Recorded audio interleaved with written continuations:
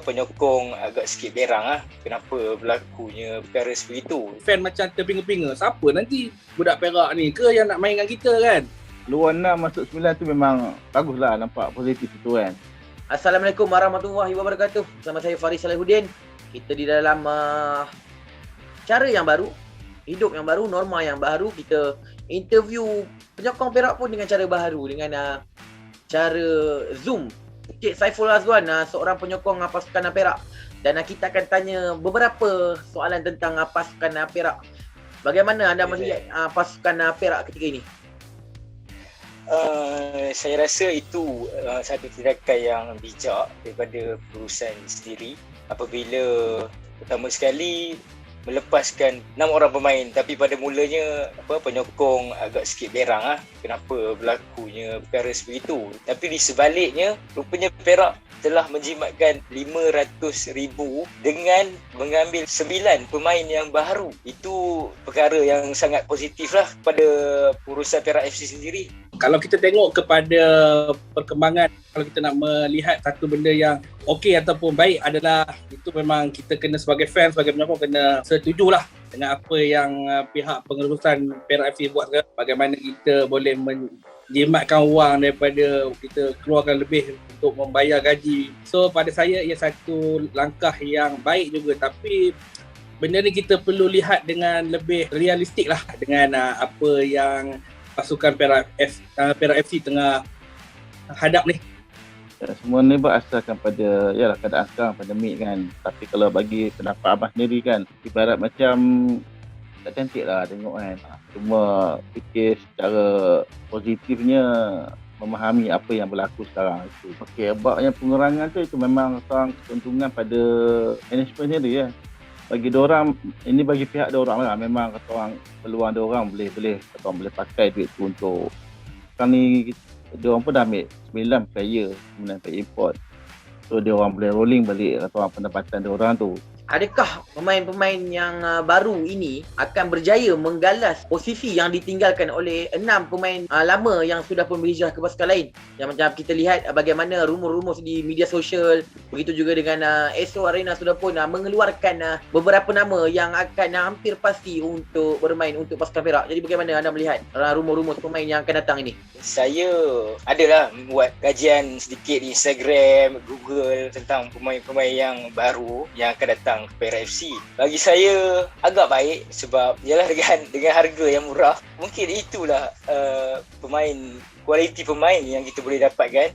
Walaupun kita tengok prestasi mereka sejak 2-3 musim ke belakang tidaklah berapa bagus, namun itulah cabaran kepada kita sebagai penyokong. Rasa berfikiran positif lah kepada pasukan agar dapat membuat sesuatu yang baru, muka baru kan. So kita tak tahu apa akan berlaku. So, saya cuma yakin dengan para pemain yang sedia ada dan juga memberikan kepercayaan kepada pemain-pemain baru. Secara positifnya, ianya satu benda yang baik lah. Sebab apa?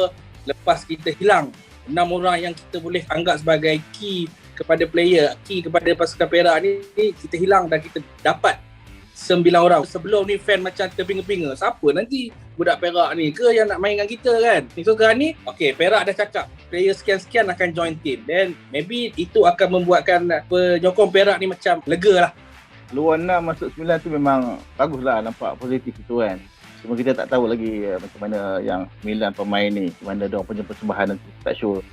Jadi dengan kalau kita tengok daripada rumus ni kehadiran semula Jad Noordin ke dalam pasukan Perak, bagaimana anda melihat pemain ini?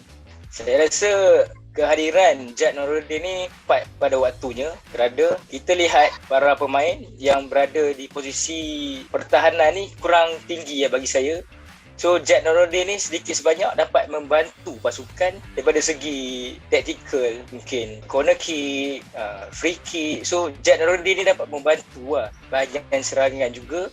So saya rasa ketinggian amat diperlukan daripada Jad Noordin itu sendiri. Jad macam kita tahu dia memang seorang pertahanan yang baik juga, tapi saya tak sure apa yang menyebabkan pada penghujung musim 2018 dulu dia lebih banyak duduk dekat sub kan.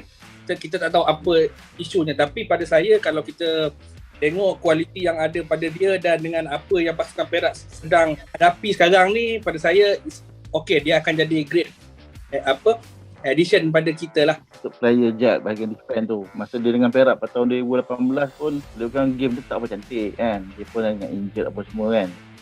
So kalau ikut pada prestasi dia sekarang ni nampak macam perform sikit nampak kan, better lagi pada 2018. Jadi harapan untuk pasukan Perak sehingga tamat musim ini. Harapan saya untuk pasukan Perak FC agar dapat bersaing di dalam Liga Super untuk pusingan kedua ni. So saya rasa saya harapkan tidak jatuh ke Liga Perdana, terus kekal di Liga Super untuk memberi saingan kepada pencabar-pencabar yang berada di Liga Super, dan saya harap Perak akan terus maju. Saya masih lagi realistik dengan tim ni. Saya tak ada nak mengharapkan kita dapat piala ke Liga Super, sebab kalau kita nak kejar Liga Super memang satu mimpi lah. So maybe saya rasa kita boleh tamatkan musim ni di tempat ke-7 atau ke-8, untuk makna kata kita cuba untuk bounce back daripada apa yang telah kita hadap. Apa kata orang, masalah yang kita hilang 6 player lah, gaji dan sebagainya, benda tu kita cuba untuk bangkit. So harapkan maintain dalam Liga Super tu pastilah, jangan terkeluar, sebab Perak tak pernah, satu-satu pasukan tak pernah keluar pada Liga. Itu salah satu orang harapan lah. And then harapkan comeback dengan adanya line up player yang masuk ni, yang baru ni, tak minta sorak permainan Perak dapat comeback balik